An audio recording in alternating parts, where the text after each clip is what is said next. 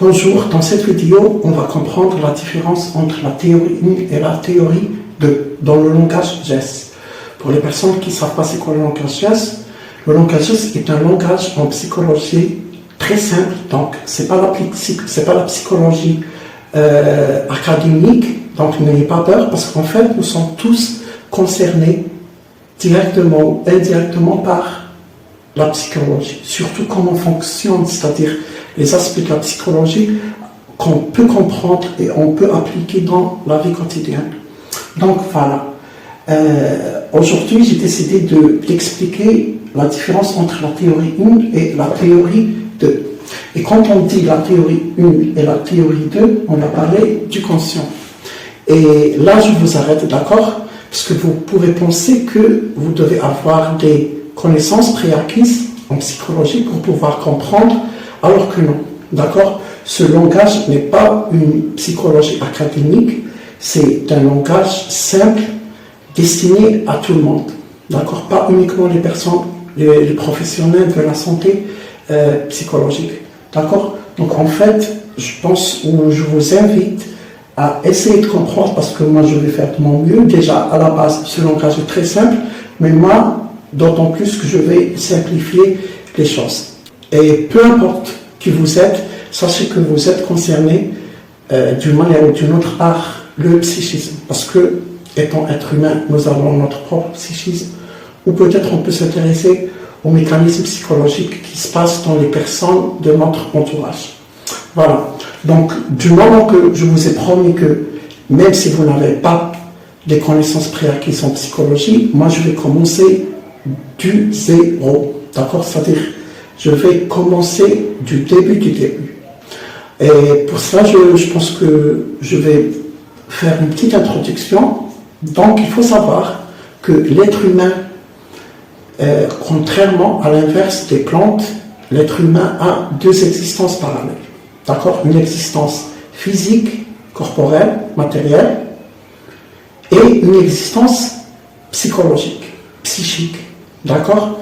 À l'inverse des plantes qui, eux, n'ont qu'une seule existence et qui est l'existence physique, donc biologique. Donc nous, étant êtres humains, nous avons deux existences parallèles. Et c'est-à-dire dans cette vidéo, on va laisser à part le monde physique et biologique pour les scientifiques et les médecins, mais nous, par contre, on va s'intéresser sur notre existence psychologique. Voilà. Donc, avant tout, il faut savoir que le psychisme repose sur deux piliers. Voilà. Donc, le psychisme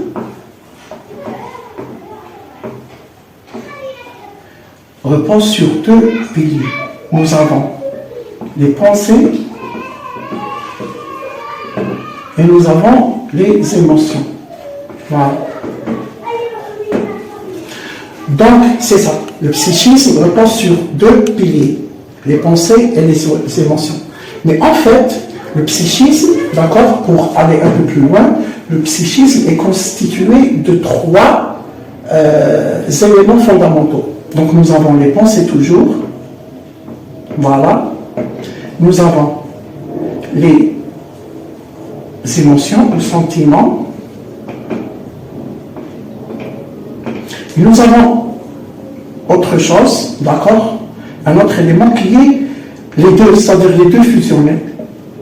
Pensée plus émotion.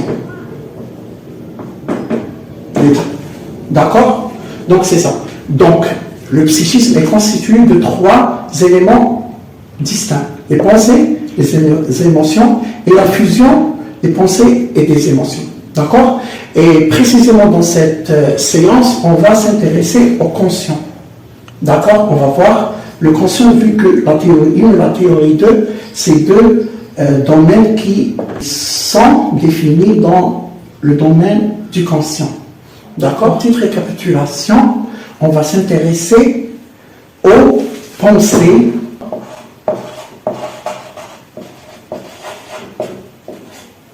et pensée plus, c'est-à-dire la fusion, donc plutôt la fusion, désolé, entre pensée plus émotion. Désolé. Voilà. D'accord? Pourquoi on ne s'intéresse pas aux émotions? Parce que nous avons dit qu'il y avait trois. Donc les pensées, les émotions et un élément qui est la fusion d'entre eux. Parce que tout simplement, on va s'intéresser au conscient. D'accord? Et qui dit conscient, donc c'est une zone de réflexion. Donc il y a soit les pensées tout court, soit les pensées associées aux émotions. D'accord? L'autre partie, c'est plutôt l'autre élément qui est purement émotionnel. On ne peut pas le mettre dans le conscient, vu que le conscient est une zone de réflexion. D'accord? Donc, soit nous avons des réflexions plus associées aux émotions, soit nous avons des pensées dépourvues d'émotions. Et c'est ce qu'on va comprendre aujourd'hui, d'accord? Parce que peut-être pour le moment ça ne vous parle pas trop, mais je vais vous donner des exemples pour qu'on puisse comprendre. D'accord? Donc déjà, il faut savoir que une pensée peut être positive ou négative. Pareil pour les émotions. D'accord? Donc par exemple, disons que vous avez trouvé un billet de banque de 10 €. D'accord? Par terre. Donc là, c'est une information positive. D'accord? Donc je vais écrire plus. Si par exemple, vous avez perdu cette fois-ci 10 €, d'accord? Donc là, c'est une information négative. Juste pour comprendre, on va voir ce qui se passe dans la théorie 1 et la théorie 2, d'accord? Qui est le schéma du langage geste. Quand une idée se crée dans la théorie 1, elle est dépourvue d'émotion. Donc ça, ces éléments, d'accord, sont toujours définis dans la théorie 1. Ça peut être plus, d'accord? Comme par exemple trouver un billet de banque, ça peut être moins. Par exemple, aujourd'hui, vous avez trouvé un billet de banque, et après 2 jours, par exemple, disons que vous allez perdre vos clés de votre maison. Donc là, ça va être une information négative. D'accord? Et voilà. Maintenant, on va comprendre la différence entre ces deux éléments, c'est-à-dire les pensées ou pensées plus émotions. C'est-à-dire les pensées qui se créent dans la théorie 1 et les pensées qui se créent dans la théorie 2. Je vais vous donner un exemple. Supposons que vous marchez dans la rue et vous voyez une femme en train de mentir, d'accord? C'est-à-dire une femme qui fait la manche. Naturellement, vous allez l'ignorer, d'accord? Peut-être la première personne que vous allez dans, mais imaginez que vous marchez dans la rue, il y a une dizaine de mendiants. Donc à un certain stade, d'accord, vous allez les ignorer. Et c'est une réaction totalement naturelle. Donc cette information qui va représenter la femme, la mendiante, d'accord? Donc c'est les informations théoriques correspondant à la femme qui mendie vont se créer dans votre théorie. Et donc ça va être une information négative, d'accord? Voilà. Vu que c'est quand même triste de voir une personne mentir, donc c'est pas quelque chose de positif, mais dans votre cas, ces informations théoriques vont être créées dans la théorie 1. Par contre, supposons maintenant que vous marchez dans la rue et cette fois-ci vous trouvez votre propre maman qui est en train de faire la manche. D'accord? Là, c'est totalement différent. La situation change radicalement. D'accord? Parce qu'il y a un lien qui vous relie à votre maman.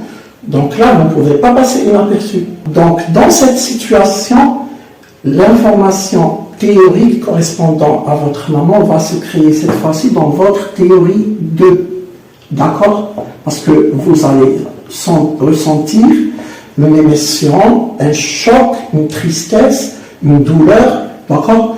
C'est ça la différence entre la théorie 1 et la théorie 2. C'est-à-dire, quand une pensée se crée uniquement, c'est-à-dire une pensée dépourvue d'émotion, ça va être créé dans votre théorie 1, d'accord? Et quand une pensée est associée aux émotions, elle prend toujours naissance dans notre théorie 2. Ça dépend, est-ce que c'est quelque chose de négatif ou quelque chose de positif.